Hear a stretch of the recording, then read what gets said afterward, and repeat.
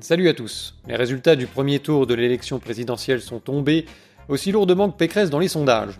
Et c'est un petit peu déprimant. Alors je vais pas vous faire ici de brillantes analyses sur la recomposition du paysage politique, les gens Sciences Po s'en occupent très bien. J'ai juste envie de vous partager 2-3 réflexions sur ce résultat et sur les suites à donner au second tour. C'est donc le retour du duel Macron-Le Pen. Oh, quelle surprise! Mais avant de parler de ça, on a quand même eu le droit à quelques instants de réjouissance maligne. Oh si, quand même, voir Hidalgo derrière la salle, ça fait plaisir. Voir Jadot et Pécresse faire la quête parce qu'ils sont en dessous des 5%, c'est quand même réjouissant, hein. Surtout pour Pécresse. 5 millions d'euros d'endettement personnel pour financer sa campagne. Et elle a cru nous faire chialer en évoquant sa situation financière difficile. La situation financière de ma campagne est désormais critique. Nous n'avons pas atteint les 5% qui nous permettraient d'obtenir les 7 millions de remboursements de l'État que nous escomptions. Ces 7 millions de remboursements manquent pour boucler le budget de la campagne. Les Républicains ne peuvent pas faire face à ces dépenses. Je suis endetté personnellement à hauteur de 5 millions d'euros. C'est pour cela que je lance ce matin un appel national aux dons à tous ceux qui m'ont apporté leur suffrage, mais aussi à tous ceux qui ont préféré hier le vote utile. Et enfin, à tous les Français qui sont attachés au pluralisme politique et à la liberté d'expression. J'ai besoin de votre aide, d'urgence, d'ici le 15 mai, pour boucler le financement de cette campagne présidentielle. Vous pouvez donner en ligne sur le site valeriepécresse.fr. Silence, la vilaine! Viens! Franche-la et va ton chemin! Elle a surtout étalé son hypocrisie aux yeux de tous, parce que celle qui prône le sérieux budgétaire, le travail et le mérite, dépense en fait des millions qu'elle a pas, en comptant sur les autres pour payer à sa place, et notamment sur l'État. Quelle horreur, tous ces pauvres assistés par l'État. Brrr. Manque de peau, ou peut-être de travail et de mérite. Cet argent a été si mal investi qu'il n'a pas réussi à dépasser les 5% pour se faire rembourser sa campagne. Dans un monde de droite, n'importe quel entrepreneur qui s'endette dans une aventure et se foire, paye. Il perd ce qu'il a investi, et parfois il paye toute sa vie quand il a des dettes. Mais ça vaut pour les électeurs de Pécresse, mais pas pour Pécresse. Tellement habituée à vivre au crochet de l'État que quand celui-ci retire sa garantie, elle trouve tout naturel de se tourner vers le contribuable. C'est de votre faute, vous n'avez pas voté pour elle, vous devez éponger ces conneries. Bah écoute, nous on doit déjà travailler plus et faire des efforts pour payer la dette que Pécresse et ses petits copains ont déjà contractée en notre nom ces dernières décennies. Et en plus on est censé payer les dettes personnelles de ces gens. C'est non. Je crois que même les aristocrates féodaux n'étaient pas tombés à un tel niveau d'assistanat sur le tiers-état. Je propose donc de renvoyer Madame Pécresse à son propre programme. Travailler plus, dépenser moins, repousser son départ en retraite et privatiser ses biens. Oh, ça tombe bien. Elle a déclaré plus de 10 millions d'euros de patrimoine, dont une partie a d'ailleurs été volée à la France dans le cadre du scandale Alstom. Donc elle a de quoi payer ses dettes et rester riche. Mais elle ose quand même demander à des gens plus pauvres qu'elle, et qu'elle comptait précariser encore davantage, de payer à sa place pour le résultat merdique de ses décisions. Quelle indignité. Au rayon des indignités, 28% pour Macron. On en parle ? Je veux bien que tout le monde ne soit pas passionné par la politique. Je veux bien que les autres candidats ne soient pas terribles.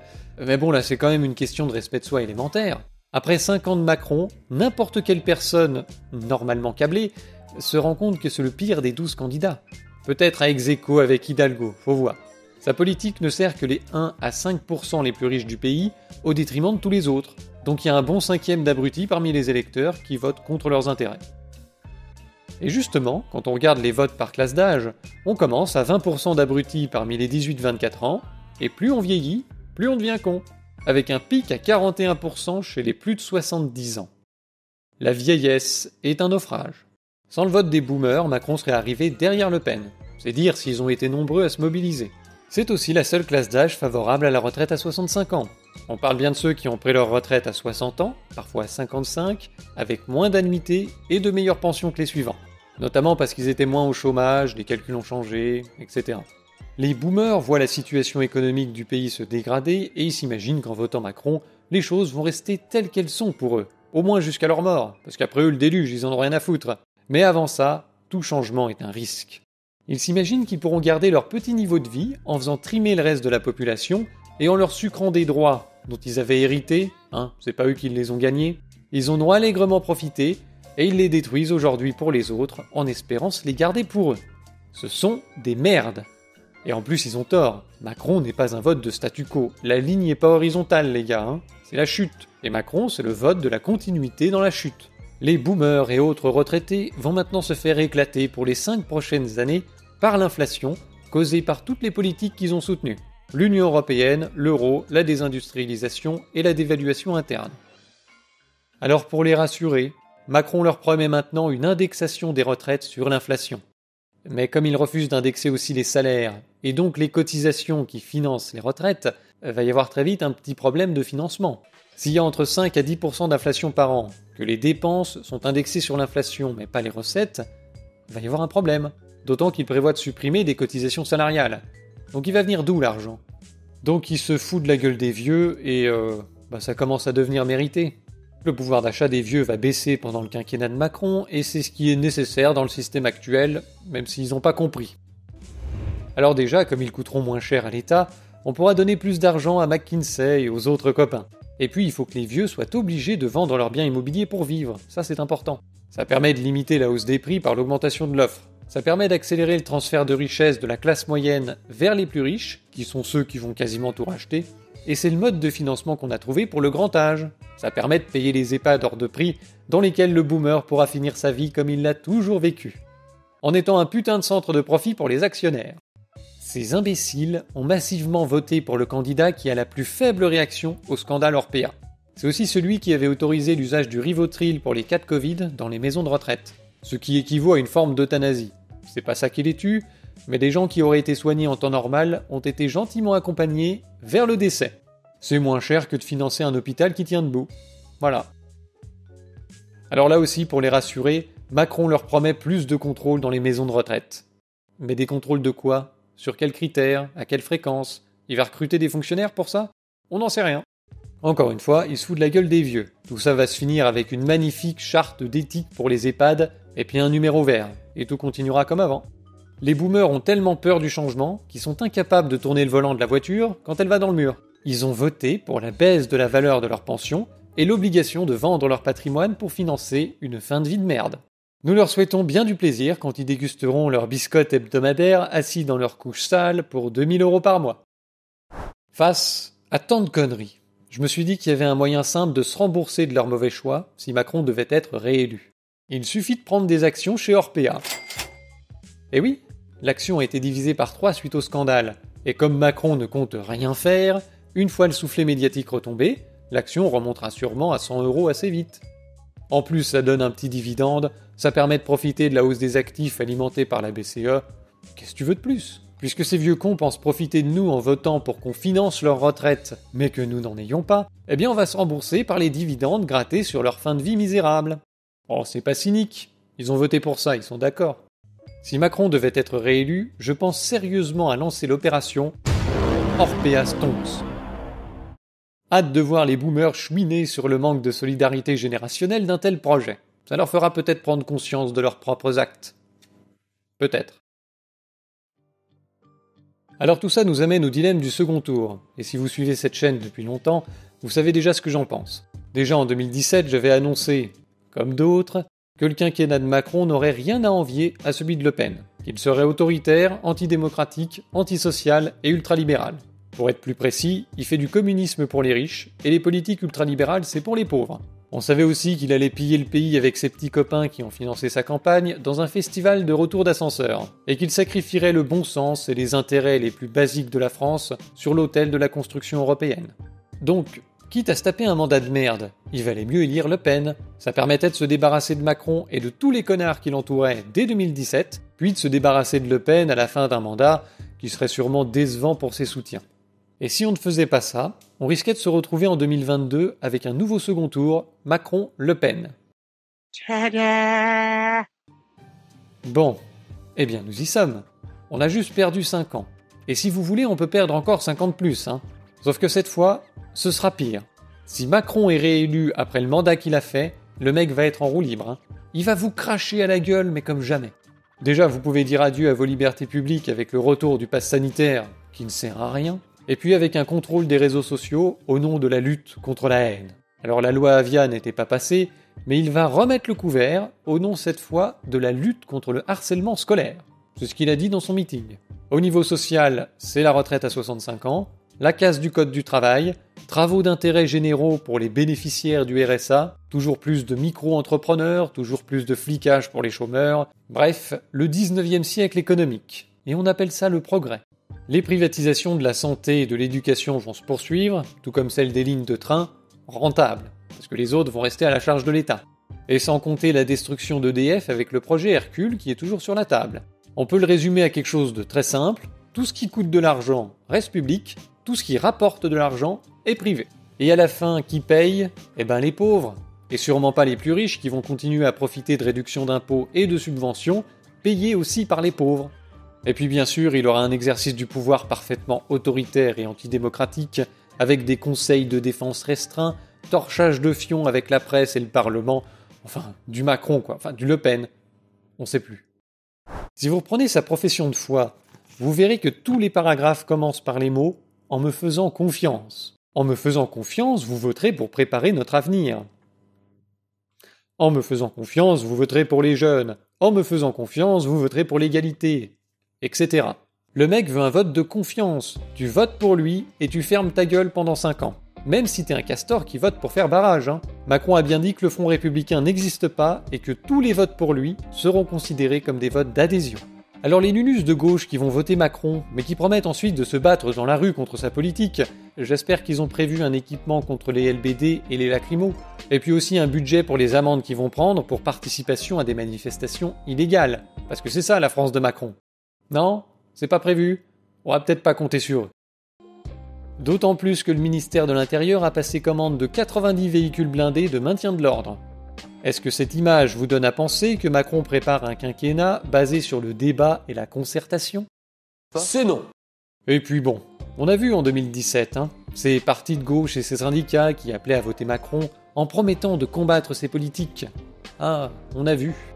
Alors oui, ils ont voté Macron. Ensuite, ils ont rien branlé pendant 2 ans. Ils ont craché à la gueule du peuple quand il s'est révolté. Après, ils ont essayé de récupérer le truc. Ils ont un petit peu bougé contre la réforme des retraites parce qu'ils étaient dépassés par leur base. Et à la fin, qu'est-ce qu'ils font ? Ils votent Macron. On va finir par croire qu'ils aiment ça, en fait. Il y a 80% des Français qui veulent ni de Macron, ni de Le Pen. Il y a peut-être matière à organiser une petite révolte ? Non, c'est pas pour eux. Donc voilà, si vous votez Macron, vous aurez un président mythomane, décomplexé, autoritaire, sans opposition, et dont le projet consiste à faire de vous les esclaves dociles des riches. Parce que c'est notre projet ! Mais il n'a pas l'étiquette d'extrême droite. Et pour certains, c'est tout ce qui compte. On en arrive quand même à un point où Marine Le Pen, qualifiée d'extrême droite, a en fait un programme et une personnalité moins pire que Macron. Il y a des mesures anti-pauvres, mais il y en a moins. Il y a de l'autoritarisme, mais il y en a moins. Il y a des casseroles, mais il y en a moins, etc. C'est un format light. Je vous invite à aller lire les 2 programmes dans leur version résumée, vous verrez c'est assez court, et vous verrez aussi que le programme de Le Pen est bien plus complet et structuré que celui de Macron, qui en plus prend vraiment les gens pour des cons. Il y a des propositions totalement creuses, accompagnées d'ailleurs d'énormes douilles, le tout noyé dans un langage techno-mielleux parfaitement dégueulasse. Donc pour moi, Le Pen est moins pire que Macron, mais ça veut pas dire que c'est suffisant. Par exemple, je crois pas un instant que son programme permette vraiment d'améliorer la vie des gens et de redresser le pays. Tout simplement parce qu'elle veut rester dans l'Union Européenne, dans l'euro et dans la mondialisation. En conséquence de quoi, une large partie de son programme est en fait similaire à celui de Macron, et notamment sur l'économie. Subventions aux entreprises, dévaluation interne, rien sur la fraude fiscale, etc. Tout ça est relativement tempéré par un volet plus protectionniste, mais qui n'est pas applicable dans le contexte juridique, économique et monétaire. Et comme elle a dit qu'elle restait dans tout ça, elle n'aura pas la légitimité pour changer ce contexte de son propre chef. Faudra passer par des référendums.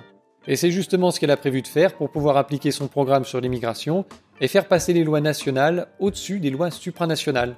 Ce qui pourrait être un premier pas vers le Frexit d'ailleurs. Mais ça, c'est à condition que les Français votent oui. Et s'ils votent non, il n'y aura pas beaucoup de changements, y compris sur l'immigration. Il n'y a qu'à voir ce qui s'est passé avec Salvini en Italie. Au-delà de quelques coups de com' sur des Zodiacs, il n'y a rien eu. Parce que le gros de l'immigration provient du regroupement familial, qui dépend de l'Union Européenne. Donc les espoirs et les craintes de chaque bord sont en fait à relativiser. Et d'ailleurs, vous vous rendrez compte que les 3/4 du programme de Macron sur l'immigration est en fait identique à celui de Le Pen, mais présenté de manière plus douce. Donc je vois pas trop à quoi vous voulez faire barrage. De la même façon, je ne m'attends pas non plus à une amélioration de la probité en politique, puisqu'on retrouve au RN le même taux d'escrocs, de corruption et de détournement de fonds que dans les autres partis. Espérons qu'ils aient quand même des difficultés à égaler le niveau de pillage d'En Marche, qui doit pas être loin du maximum de ce qui est humainement faisable.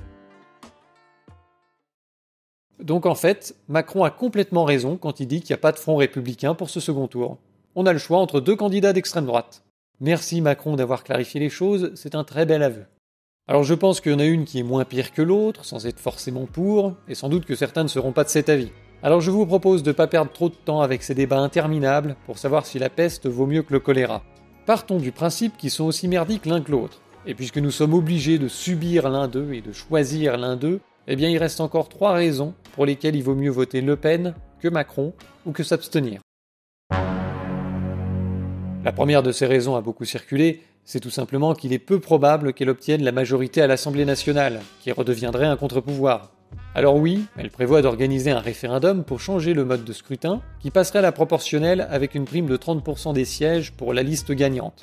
Mais encore faut-il pouvoir déclencher le référendum, le gagner, puis arriver en tête aux législatives. Ça fait beaucoup de conditionnels, d'autant que c'est prévu pour juin 2023. Après 1 an de mandat de Le Pen, est-ce qu'elle va arriver en tête aux législatives ? C'est pas sûr. De l'autre côté, on sait ce qui va se passer. Une élection de Macron entraînerait sa victoire aux législatives comme en 2017, notamment grâce aux alliances qu'il a fait avec tous les fonds de chiottes de la politique française.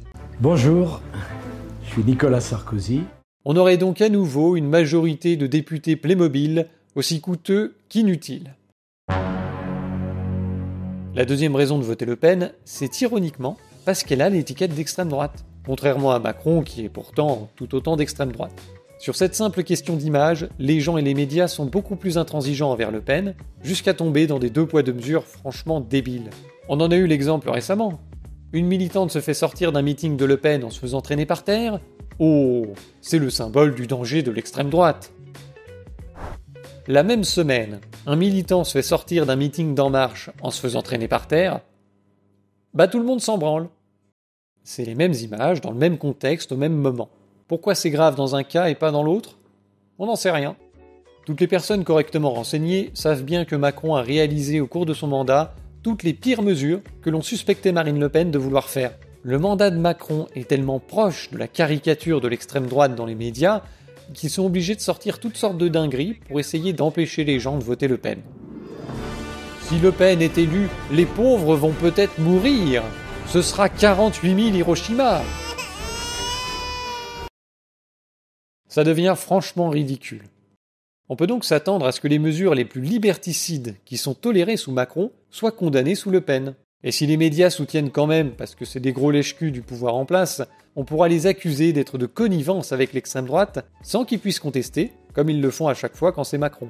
Il est donc beaucoup plus facile de s'opposer à Le Pen qu'à Macron, simplement parce qu'elle a l'étiquette d'extrême droite. La troisième raison de voter Le Pen plutôt que Macron est à mon avis la meilleure, et elle se suffit à elle-même. Je veux voir tous ces connards chialer à 20h. Je veux voir les Républicains couler 2 fois dans la même élection. Une fois avec leur propre parti. Bravo à elle! Une deuxième fois parce qu'ils ont sauté dans la barque En Marche et bloops. Je veux voir Macron faire son petit discours de perdant et s'excuser d'avoir fait élire Le Pen comme un politicien japonais.